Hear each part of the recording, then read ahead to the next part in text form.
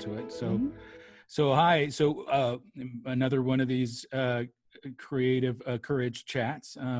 I've felt very prolific lately. I've had a lot of friends that are interested in doing this with me. So this is cool. I figure that at first there'll be a lot of people and then it'll just be nobody. It's Nobody will take your calls. I'll reach out and I'll beg for favors and they'll show up and then it'll be nobody. So today it's Ben Laifsky is with me, and he's a good friend of mine. We met a few years ago, and through the Henderson Chamber of Commerce. I meet a lot of very talented people through the Henderson Chamber of Commerce, and he and I hit it off, and we do the same thing. We're both in the same field. He focuses on websites, but I'll let you go ahead and talk a little bit about what it is that you do, Ben. But I think Ben and I get along because I think that we're on the same wavelength in terms of the way we see things and creativity, and we're curious about the same oddities. I think we like Tom Waits said, I love beautiful melodies telling me terrible stories. I saw that. Yes. Yeah. I love that because it's true. It has to be things that are slightly off are intriguing to me. And another Tom Waits quote is, "We're both crooked trees." Yes. In the forest, so. Because nobody cuts down the crooked tree. It's always there, growing stronger and sturdier, and never changes, always crooked. But anyway, why don't you tell everybody about yourself, Ben? Just give a little brief history of you and everything. All right. Well, the history of me is I started in Maryland, outside of DC. And in my early career, I worked with cell phone companies, moved around the country. I got to Vegas 20 years ago. I can't even believe it. And then for the last 7 years, as of April, my partner Autumn and I have had Hunter Marketing, and we're an agency in Henderson, and we focus on brand and web design, search, social, helping people with their strategy and helping people tell their stories. Right now, that's really important. Right now, it's super important. And I've found, and I think you've found this too, that as far as they talk about what essential services and essential businesses out there. I mean, I don't know. That's debatable. Pretty much everybody I think is essential. I mean, that's not fair to say, but I think in terms of it's a touchy way of trying to express it, because there's a lot of people that are. I mean, I don't know. I think barbers are pretty essential right now too. I think. I mean, you're doing a good job. I'm cutting your own hair. Yeah. You're clearly doing a really good job. See, I don't have that skill, but that's why I have this, because makes life a lot easier. But I think that right now in this time, I think that we found that communication is really important. I think that a lot of people talking about communication, and technically that's what we do. We're experts at communications and everything. So what have you found right now, just from your clients? Because I know you've been busy, and even probably more busy now than you've been in the past. Tell me a little bit about your clients and what they're going through, and what you've been able to help them with. Well, it's been everybody's going through a change, and some are going up, some are going down, some are going sideways. So some people, demand for their products and services is just gone. They have to stop. Some people, it's deferred, so they know that it'll come back later, so they're able to kind of wait through that. Some people have completely pivoted. I've got one client that just completely started a second business around this and around helping people do cleaning of facilities and things. Oh, wow, that's great. Yeah, so the importance is, waiting to me feels like a small death. And where I hope we can help people is by being creative. We can come in and help them figure out, well, what can you do? What's the best use of the time and the moment? And we're helping people with their messaging. We're helping people pull down things that aren't relevant, put up other things that are. So products and services or campaigns. But it's like drinking from a fire hose right now, because everybody's trying to do something to address this at once, or to, just kind of respond to the moment. Yeah, and I think it's important to say that and you and I agree on the seriousness of what's going on, Mhm. and our advice to our clients, as I'm sure it is to you, is to not be reckless and not be, Mhm. try, listen to what scientists are saying, Mhm. and understand that you can still do business the way we're doing this interview. You can still communicate with people online and try to get certain things done. And there are ways of trying to help and serve people without putting anyone at risk. I Mhm. think that, and I know we've talked about this, and I've brought it up in the past, but it is true that the, the way that you're doing this and the way that you're dealing with this crisis and serving through your skills and through the services that you offer, the manner in which you do it is really going to be looked at and is really going to be make a difference. I mean, if you're responsible and you're keeping people safe, people are more likely to want to do business with you. And it's just right now that's kind of the best strategy going forward. Is I you know I don't think that we need to get back to work in the sense like business as usual, because it's not, it's not you, like I hate to say it, movie theaters, it's not going to happen anytime soon. You're not going to be able to be sitting in a place like that unless it's a drive-through, maybe. Right? So To be drive-throughs honest could with come you, back. I think we're in the second inning, Right. and a lot of people, as much as I want to be in the ninth inning and we're going to evolve from this, I don't really believe that's where we are. Right. So it's going to take some time. It's going to take some, like you said, creativity and ways of looking at your business and being able to shift and a little bit on what you do and how you do it. And I know that there's some distilleries that have turned to making hand sanitizer. It's interesting because I got Mhm. some, and it smells Oh, like it smells like Everclear.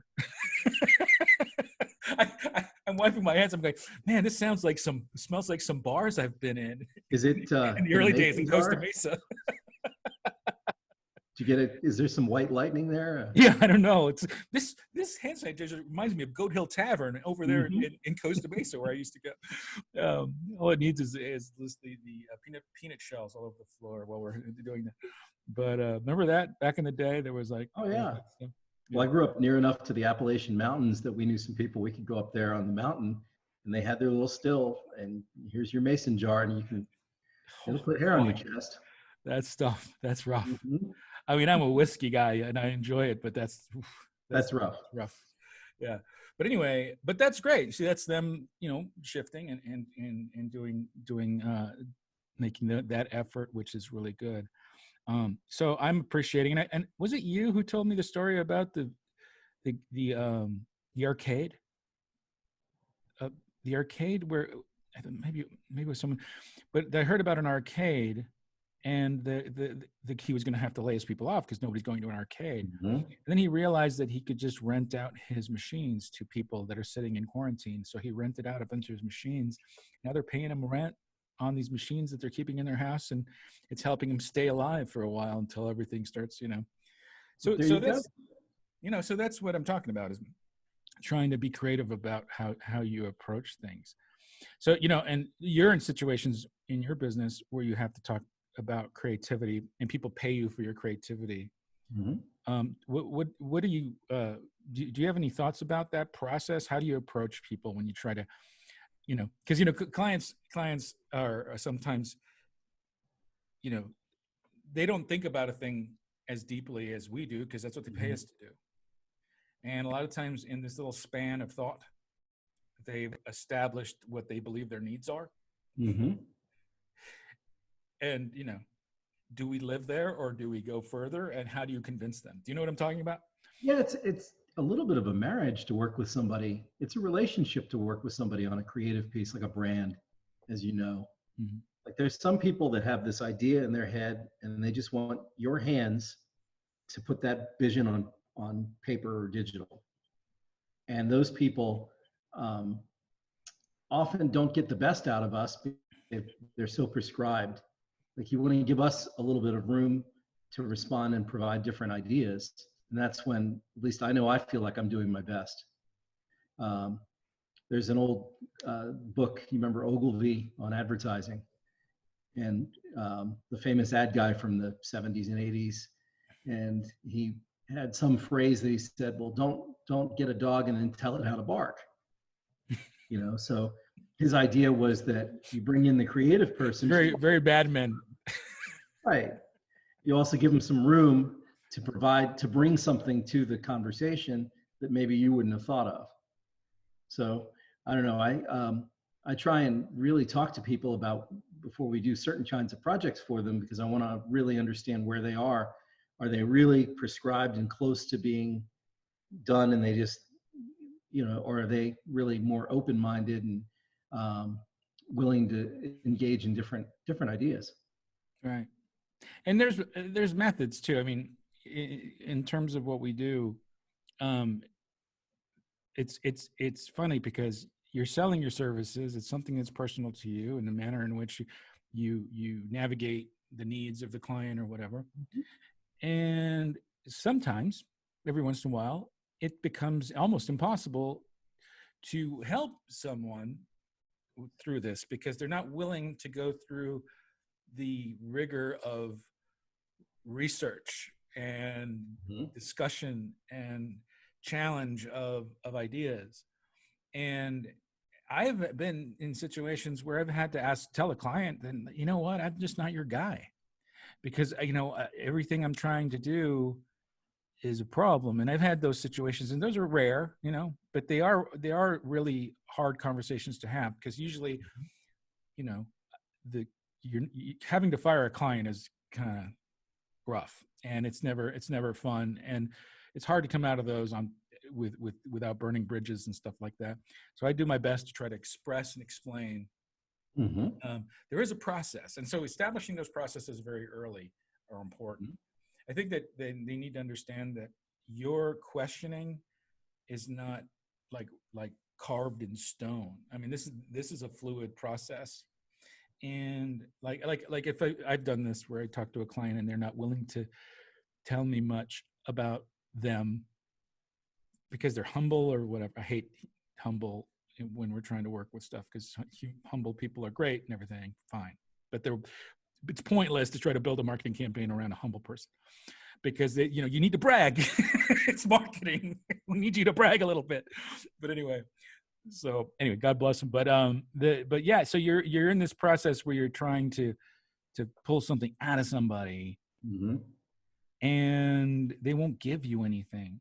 So what I've tried, and it's a couple of times, it makes me look like a total jerk, but I just make these assumptions about them. And I tell them, this is what I assume. Okay, well, this is where you're this kind of person, right? So we should probably go in this kind of direction. And that causes people to defend themselves. Because like, wait a minute. No, that's not what I think. This is what I think. Right. So we have a little bit of hostility at the beginning, but eventually they give you what they want, you know? People can always correct you when you're off the mark, but it's almost like the blank sheet of paper. If you're trying to write something and you've got a blank sheet of paper, that's so much harder. Right. After you've got something to respond to. Right. Even people think about themselves in a way that they don't normally. Right. I mean, as far as techniques, it's funny. I mean, I even used one yesterday where I wanted to get something going, so I just made a list of a bunch of things that were assumptions about the client, and I just delivered it to them. All right, let's get started on talking about each of these. And they're like, wait a minute, you know, we're the experts. Let's tell you how this goes. I'll go, great. Yes, that's what I need. And I said, that was the whole point of the list. It's to get you to say that and to do that. So it worked out really well. But regardless, it's funny that the gymnastics you have to do sometimes to really, and you know, what do you think about, where do I do? Because for me, ideas a lot of time, most of the time, come from clients more than they come from me, you know? And I think that's an important thing for them to realize is, you know, Henry Rollins said that, I think Henry Rollins said one time in that song, Liar. You know that song? In the song called Liar, he says, I tell you things that you already know so that you can say, boy, I really identify with you. I think it's kind of, I mean, and you know, the liar thing isn't good, but it's true. It's like sometimes you have to, because, you know, we're just communicating. But anyway, I'm talking too much, but go ahead. I was thinking, about the connection between creativity and keeping our spirits up and keeping our community together. Um, I've read a lot of books about creativity and also a number of them about, when you have anxiety. Mm. And it almost seems like there is the solution to both, to being more creative and to being less anxious, is almost the same thing. When you get in there and you really start just doing something creative, that's what brings our spirits up. And it can also help us be together. And right now, I notice that everybody I'm dealing with has this like kind of level of kind of constant anxiety. It expresses itself in urgency. It expresses itself in frustration. And I'm trying to, in my work, make sure that I'm helping people channel it into something good. What can we do with this time? We can't do this. So how are we going to do something like renting our pinball machines out, so that we can do something at this time and be productive? What are the constraints on the business, and what can we do to help you get the word out there in some good and creative way about what you can do?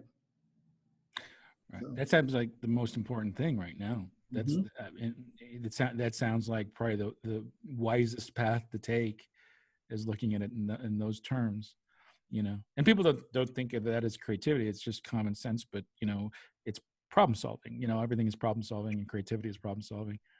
And that's a good approach. I like that you're talking about the kind of, they're almost like yin and yang, right? Mm-hmm. Dealing with your creativity and dealing with your coping with the crisis, and how one feeds into the other. One makes you see more opportunities, and the seeing of the opportunities alleviates some of those anxieties, and the alleviating the anxieties opens you up to more opportunities. And it's kind of like, what I'm saying? It's like this beautiful circle of things that I think that it kind of feeds itself, which is really good.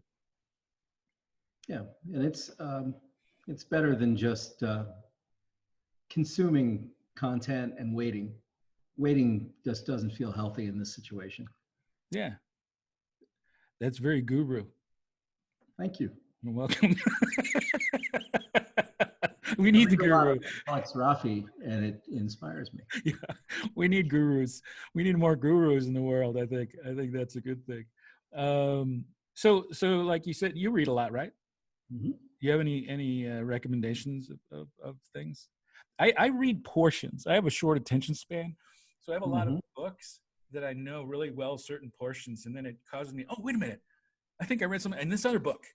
So it's hard for me to finish anything because I'm jumping around so much. But there's one that spoke to me called The Art of Taking Action.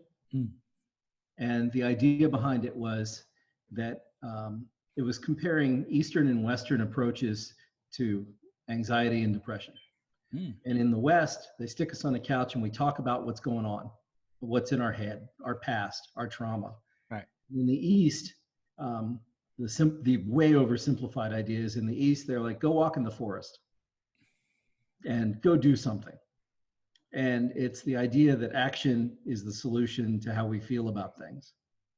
And the more that we get at, if you have a mountain of work to do, the solution is to do one small thing and then do a second small thing and create a little bit of momentum. And it changes how you feel about things. Right. He's kind of down on the psychologist on the couch idea that we're going to sit and relive the moments that are painful. It's more about getting out and living and doing things. It's kind of a life-affirming thing. Yeah, I think there's a balance between the reliving the moments and remembering the moments. I think there's a difference, because I think it's important therapeutically, if you're suffering, to know what happened that caused the suffering without reliving it.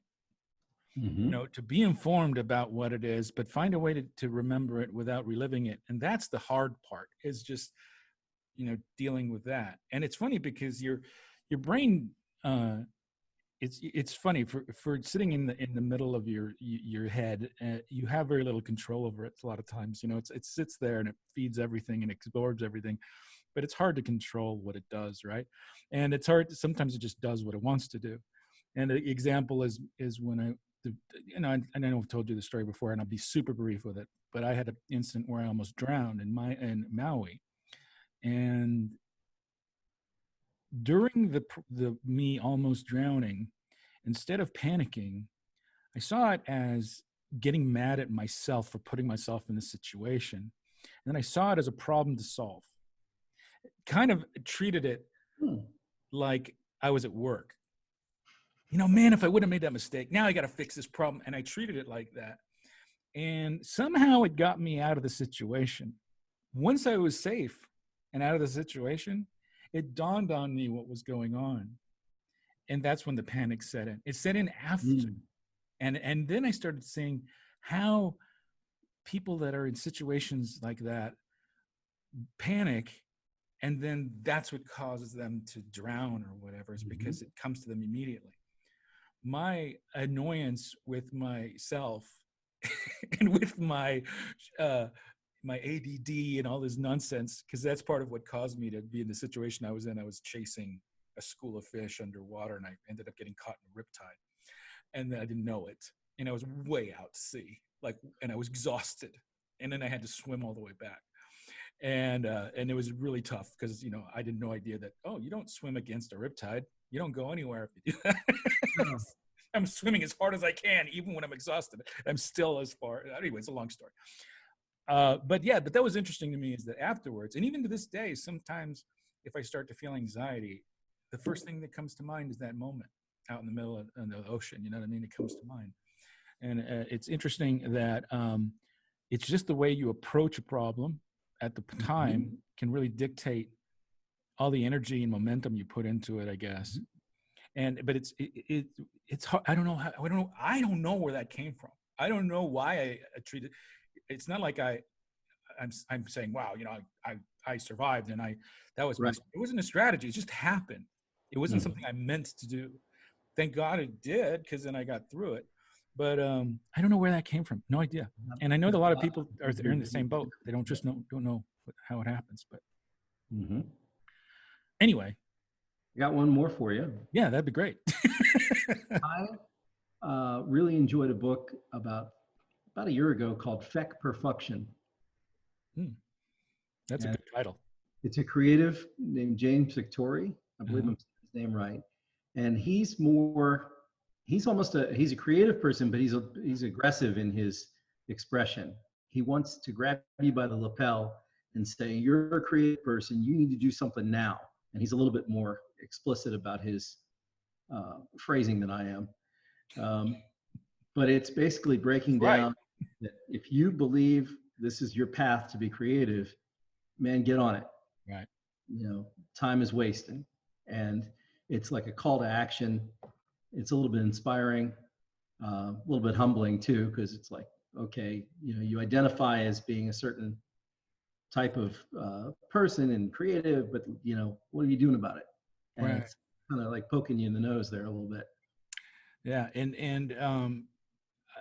in the situation, like, I love that. I think that's great, is because I think everybody needs that encouragement. And it's funny because because I'm always trying to think of creativity and how to be more creative, but I have times when I just want to sit and veg in front of the Xbox or Netflix or whatever. And then the whole time I'm doing it, I'm thinking, oh, this is wasted time. I could be doing something good right now. I mean, I'm working on this book, this children's book. I love it. Sometimes it's just like, you know, I'll leave it. I don't want to do it today. But then you talk to other people, and that because I have always had discussions about this with other people, and a lot of times they're young people, and they look to you because you've established yourself as a creative. They look to you for inspiration. And so you take that role because that's a privilege to be asked that question and to be asked for the advice. And then you start giving advice. And then you hear yourself saying things that you should be doing. You don't say. It's interesting when you start giving advice and you're thinking, wow, that was good. I should do that. Yeah, I should do some of that stuff. It's like that. Yeah, I'm right. I'm right. Boy, I got to get on it and I got to start going. But of course, you're giving the advice, and it's just like when you're training somebody for whatever, and the young person shows up and you start training them, and then you're like, wow, I'm good at this. I know what I'm talking about. I forgot that I knew all this, and I never thought about that this thing connected to this, and this is why it's important. The way I just related to this person, it was just knowledge that was inside of me that I just took for granted. But then when you say it outwardly, it becomes crystallized and then more solidified in who you are.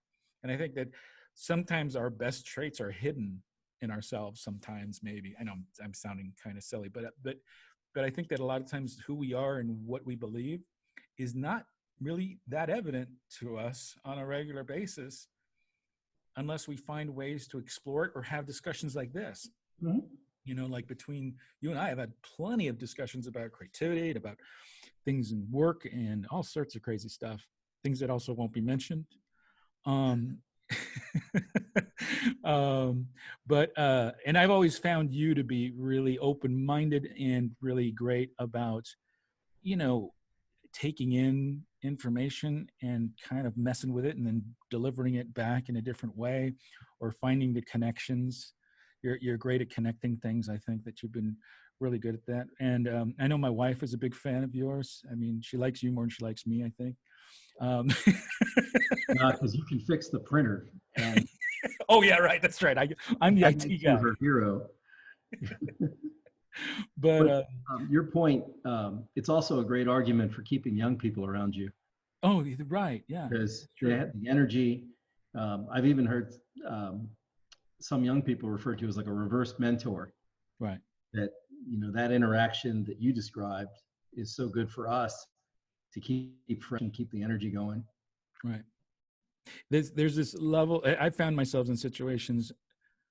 I was at I was invited to a event. God, I can't remember who it was with now. I'm just embarrassed to say. But I was sitting there and I was too old to be there. It was basically, they were giving advice to people that were starting businesses. And I'm already 20 years in. So it's like, I've made all the mistakes. Mm-hmm. And so I was basically not saying anything.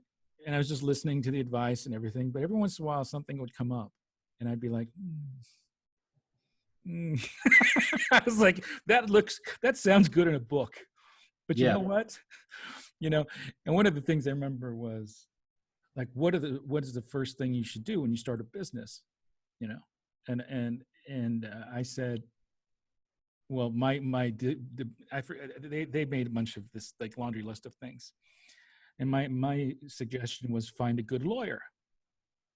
You start with a good lawyer because a lawyer is going to help you walk through some of the things you don't know and the things that you don't know to ask for. Mm-hmm. And find a business partner that you love.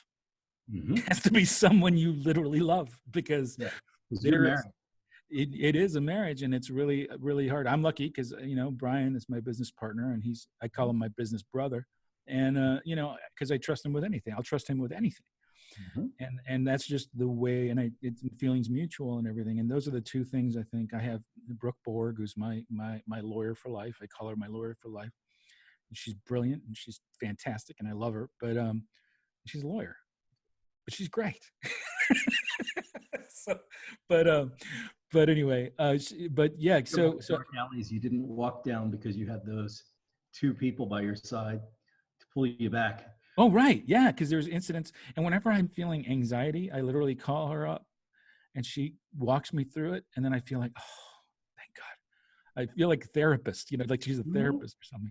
And that's what you need. You need to be able to do that, So, but anyway, I think that's those things are really important. But anyway, yeah. So it was in a situation where I was sounding to me when I was talking, I was like, this is an old grumpy 20-year veteran. Get off my damn lawn. Right. And, and then at the end, I'm leaving to my car and I'm getting followed by these young entrepreneurs. Can I get your card? Because I wanted to, talk to you a little bit more. Because when you have this like cynical little bit of cynicism in your voice, and you throw out these things and you contradict ideas, not to be mean, but just to contradict them, because what my opinion is, I'm not saying it's the truth, but this is my opinion. I think it's appreciated. I think it's appreciated by people, because they need to hear contrarian views sometimes. And I don't think I think that's a good thing. People jump in, and the enthusiasm is just, it's wonderful feeling, but you have to have the structure around you to channel that energy in a way that's going to be good. Right. Like, every time we start with a client, it's exciting, at the beginning, and then how we manage that process determines what kind of relationship we're going to have. It is exciting. Mm-hmm. And it's funny because it almost sounds cliche, but you're right. You're sitting with a new client, and there's like, what are they, what is it about them? What are we going to talk about? And that's actually fun, and it's, I don't know. It's like I said, it sounds cliche, but it's true. I think it's true. That's what I think is interesting about marketing, is that, you're basically able to tell stories, Oh. And the most exciting engagements are the ones where the client says, hey, I want to be here, and not the ones where they say, I want you to do this and this. Yeah. Because we should come to it together, how we're gonna get there. Right. I just got my screen went blank. Oh. And then I just got, hello? No, I'm just trying to, sorry about that. Anyway, no, it just confused me because I got a call, and I guess I didn't realize my laptop was connected to my phone. We'll fix it in post-production. Yeah, that's right. Whatever. This is true. I'll do that. I'll cut that part out. But anyway, but yeah, so I think that's interesting. I think we tapped into some odd things there. Now, I wanted to also, I mean, we've been talking about work and marketing and stuff like that. How are you keeping busy? I mean, like, aside from work, how are you keeping sane, I guess, is the question. Your dog. My dog. Yeah. Is your dog nearby? I'll wake him up. Yeah. This is Nikki. Oh, there you go. Hello. Yeah, I've seen that you've been doing a lot of features of the dog lately. Mm-hmm. Yeah. So trying to read, watching movies, studying new things, gardening, hacking things in the backyard. That's always good. You're outside. That's good. We just saw that movie, The Man Who Killed Don Quixote. Oh, I want to see that. It's fantastic. I love Terry Gilliam. Oh yeah, and it's so Terry Gilliam. It's got all the stuff that you expect. There's a little bit of Brazil in there. There's a little bit of all sorts of things, and I really liked it. It's funny because it did inspire. My wife had never seen Brazil, and I was like, "Oh, we got to watch Brazil," and she's like, "Okay." So we watched the next day, and it's funny. I don't know if you've ever had a relationship with someone, because you appreciate Monty Python, right? Mm-hmm. So have you ever been in a situation where that's kind of a weird deciding factor? Because when people don't think Monty Python is funny, you're like, what's wrong with them? Mm-hmm. So it's like, what is going on? So, and like, because that's kind of like been a big, and I remember my wife knowing when we first were dating that I was a big Monty Python fan. Mm-hmm. And she picked a day and invited me over and made me dinner. And we sat down and we watched Holy Grail together. She didn't laugh at all through any of it. But she did smile at me while I was laughing and quoting the things and talking. Okay. And so she appreciates my appreciation for it.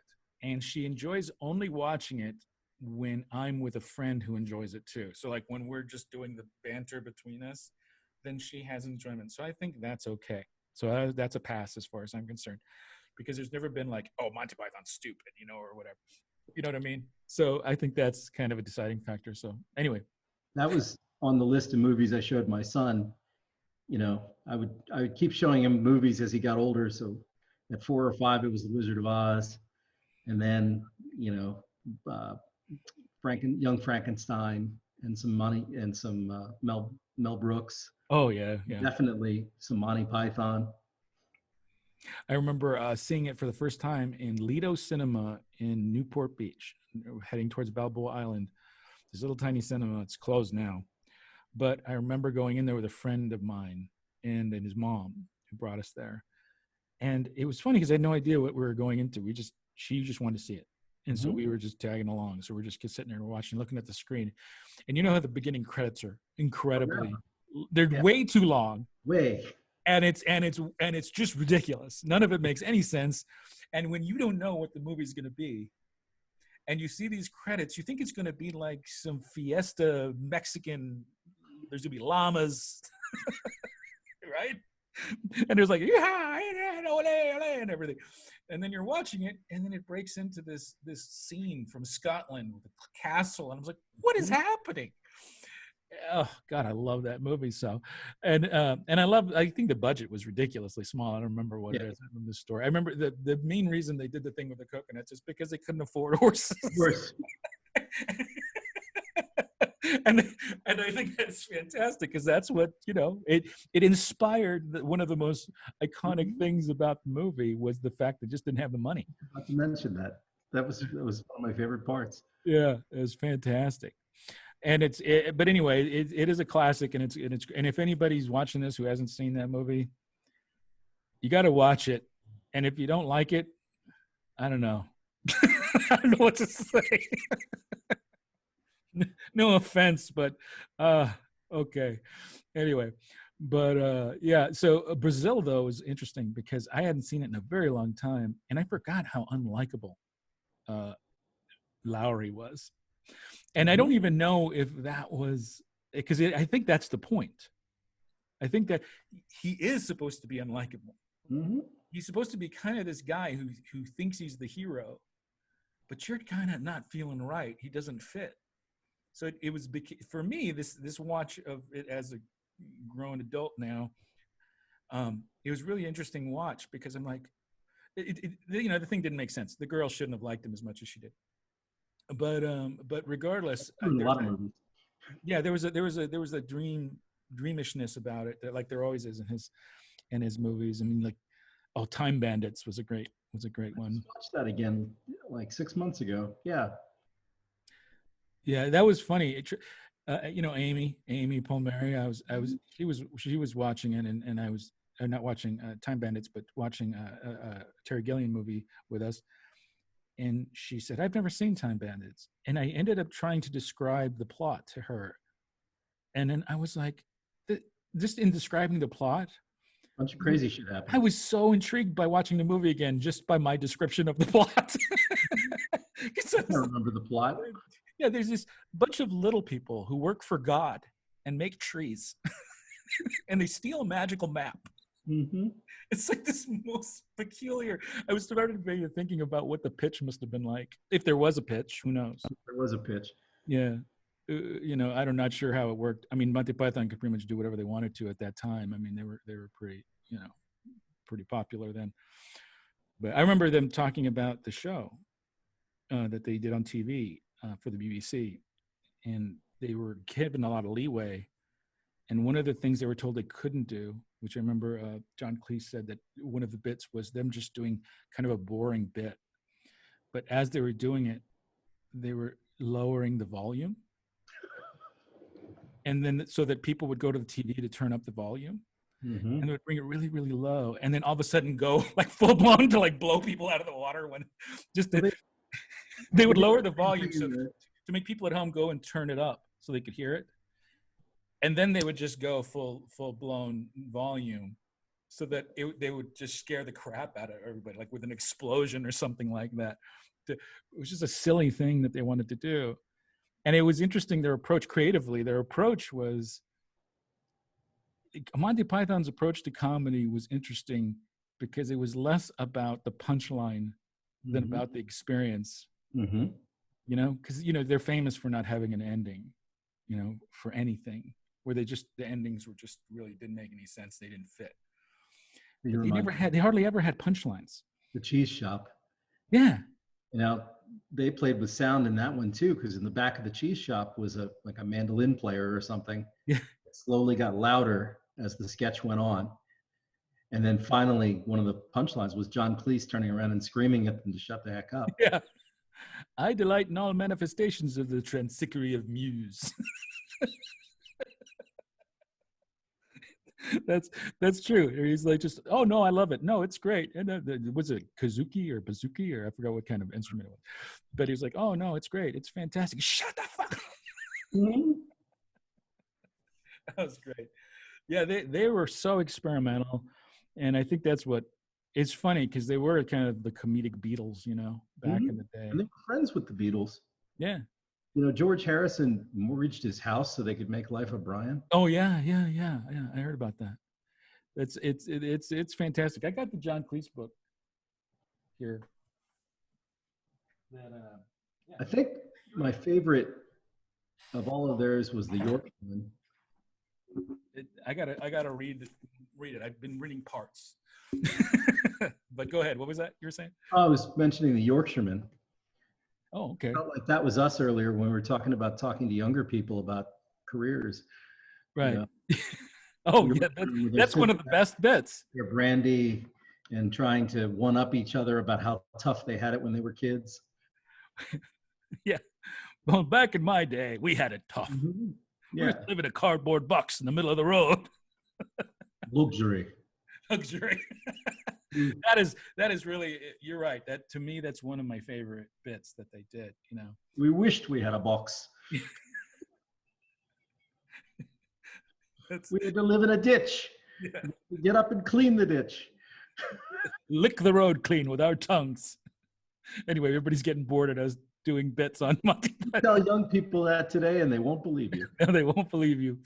Yeah. So I did a good job with Ellie, though, because I think Ellie appreciates, she won't admit it now, but I know she'd, you know, because she's 16 now. So all the things. I'll tell you later that you were right. Yeah. So I don't know anything right now. But I think that eventually she'll come around. But I mean, I used to put her to sleep listening to Iggy Pop, you know, Lust for Life. That was sweet. Like, dun, dun, dun, dun, dun, dun, and she would just out. Like within a minute, she was out. Every night I put her to sleep to not every night. No, that's not true. I put her to sleep mostly to what is it? The Dublin song. There's an Irish song. I forget what it's called now. But anyway, that's the song. I can't remember the name of it. I'll close out this video with that song. I'll find it. So because that way I'll be able to look it up. But anyway, cool, man. So yeah, so we're at kind of the 48-minute mark. This is kind of around the time where I kind of wrap it up. Can you go ahead and throw out some information again about you and your website and all that kind of stuff in your business? My company is Hunter Marketing. The website is HMGLV. So Hunter Marketing Group Las Vegas.com. Great. And thanks, man. Thanks for making the time and everything. And we'll see if we can maybe do this again sometime. I'm having a lot of fun doing these and everything. We were kind of all over the place. And that was fun. I might have talked a little more than I should have. I apologize. But you already. All right, man. Thanks a lot. Thank you.